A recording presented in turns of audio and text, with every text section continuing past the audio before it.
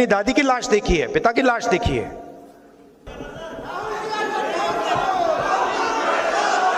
मैं बताऊं आपको क्या हुआ?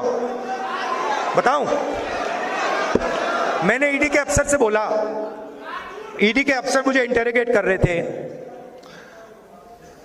और मैंने उनसे बोला कि देखिए, आप सोच रहे हो कि आपने मुझे यहां बुलाया है, मगर आप गलतफहमी में हो। आपने मुझे यहां नहीं बुलाया, मैं यहां आया हूं।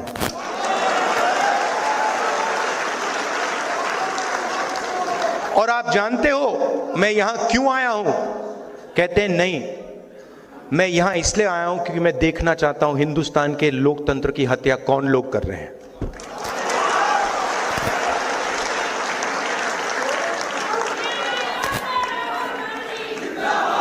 मतलब आप क्या समझे हो?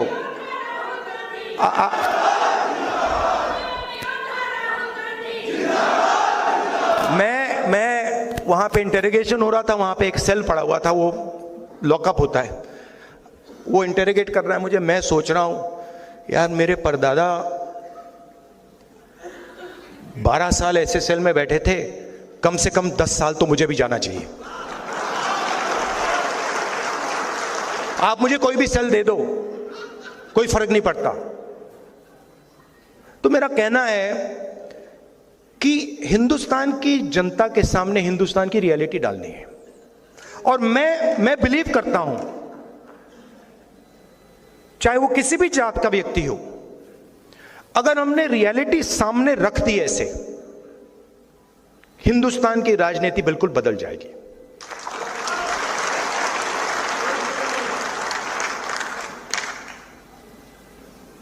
और उसको बदलना ही होगा, क्योंकि 90% को आप चुप नहीं रख सकते, 90% की शक्ति को आप कंट्रोल नहीं कर सकते, कुछ भी कर लो। नहीं, ये बहुत सारे लोगों में, आप में भी है।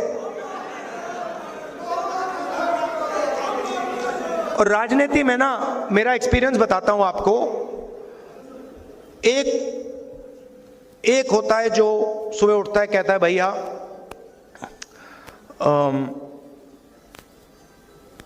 सत्ता कैसे मिलेगी, सत्ता कैसे मिलेगी, 24 घंटा वही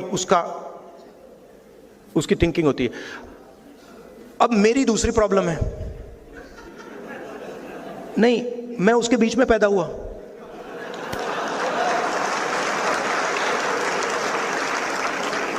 अब अजीब सी बात है, मुझे उसमें इंटरेस्ट ही नहीं है। वो मेरे लिए औजार है, वो मेरे लिए औजार है कि उसका मैं प्रयोग जनता की मदद करने के लिए कैसे करूं।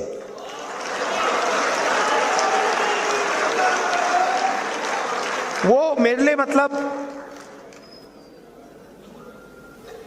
ड्रग नहीं है, नशा नहीं है। मैंने अपनी दादी की लाश देखी है, पिता की लाश देखी है। तो एक पॉलिटिकल व्यक्ति के अंदर एक पॉलिटिकल क्रिस्टलाइजेशन होता है। बहुत सारे लोगों के अंदर पॉलिटिकल क्रिस्टलाइजेशन कभी होता ही नहीं। पूरी जिंदगी निकल जाती है, सुबह उठते हैं, किसी को काटते हैं, किसी को डराते हैं, किसी से लड़ते हैं, कोई सूट पहन लेता है, कोई मतलब अलग अलग वीडियो बनाते हैं, तो उनको तो छोड़ दो। मगर फिर ऐसे भी लोग होते हैं जो कहते हैं कि भाई अब हमारे पास 15-20 साल हैं, 30 साल हैं, अब कुछ अच्छा किया जाए, कुछ दम का किया जाए। तो पॉलिटिकल क्रिस्टलाइजेशन हो जाता है। एक बार पॉलिटिकल क्रिस्टलाइजेशन हो जाता है तो फिर क्लैरिटी आ जाती है कि मुझे ये करना है और कुछ नहीं करना। और मेरे माइंड में ये क्लैरिटी आ गई है कि इस देश में 90% लोगों को भागीदारी दिलवानी है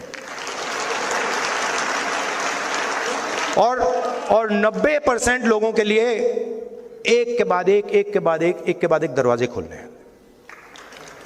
मीडिया में, कॉर्पोरेट इंडिया में, जुडिशरी में, सब जगह ऐसा इंडिया, ऐसा हिंदुस्तान हम चाहते हैं, सब चाहते हैं। तो ये, और ये करने में बड़ा मजा आ रहा है मुझे। 4000 किलोमीटर चल गया, पता भी नहीं लगा मुझे ये हुआ क्या। हाँ, अब बड़ी इंटरेस्टिंग बात है, मैं आपको बताऊं, बड़ी इंटरेस्टिंग बात है। पॉलिटिकल क्रिस्टलाइजेशन से क्या होता है, या पॉलिटिकल जब क्लैरिटी आ जाती है होता क्या है। मैं 2004 से राजनीति में हूं, ठीक है।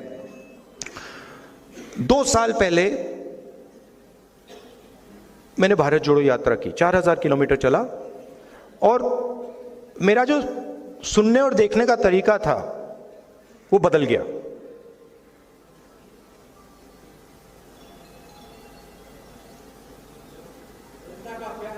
नहीं, क्या करने लगा मैं, जैसे आप मेरे पास आए तो नॉर्मली जब व्यक्ति बात करता है तो वो सोचता है कि ठीक है मैं यहां हूं, मैं सुन रहा हूं। मैं क्या करने लगा, मैं आपकी पोजीशन लेने लगा। बात समझे, मैं अपने आप को छोड़ के आपके अंदर घुस के, ये आया मेरे पास, ये क्या देख रहा है, ये क्या बोल रहा है, ये क्या कहना चाह रहा है, तो वो चेंज आ गई।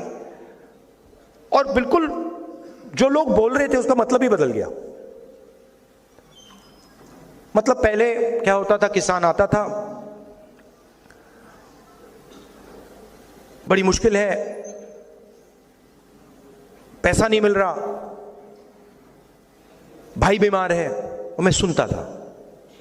अब उसके बाद अब मैं क्या करता हूं, हाथ पकड़ लेता हूं, बस हाथ पकड़ लेता हूं और टाइट पकड़ लेता हूं और कहता हूं घबराओ मत, कुछ नहीं होगा। तो टोटल चेंज आ जाता है, कनेक्शन बन जाता है।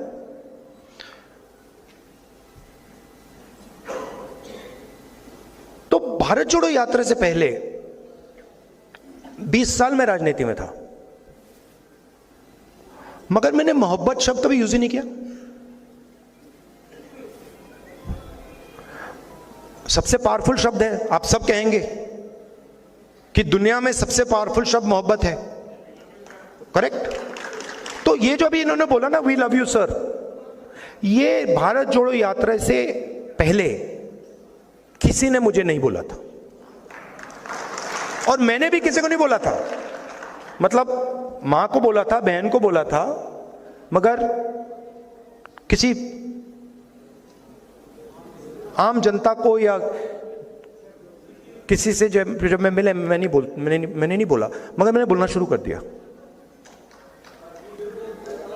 और अजीब सी बात हुई, अब मैं आपको बता रहा हूं, दिल्ली में मैं वापस आता हूं एयरपोर्ट से, गाड़ी शीशा खोल के कहते हैं आई लव यू। तो ये मैं आपको क्यों कह रहा हूं, क्योंकि हिंदुस्तान में जो भी सक्सेसफुली सामाजिक न्याय की लड़ाई लड़ा है वो मोहब्बत से लड़ा है। जो सुपरस्टार हुए हैं वो मोहब्बत से लड़े हैं, वो नफरत से नहीं लड़े हैं। तो ये 2 चीजें जरूरी हैं कि सच्चाई होनी चाहिए, सच्चाई से पीछे नहीं टिकना चाहिए, हिलना नहीं चाहिए, कोई भी कॉस्ट दे दो, मगर ये सच्चाई है।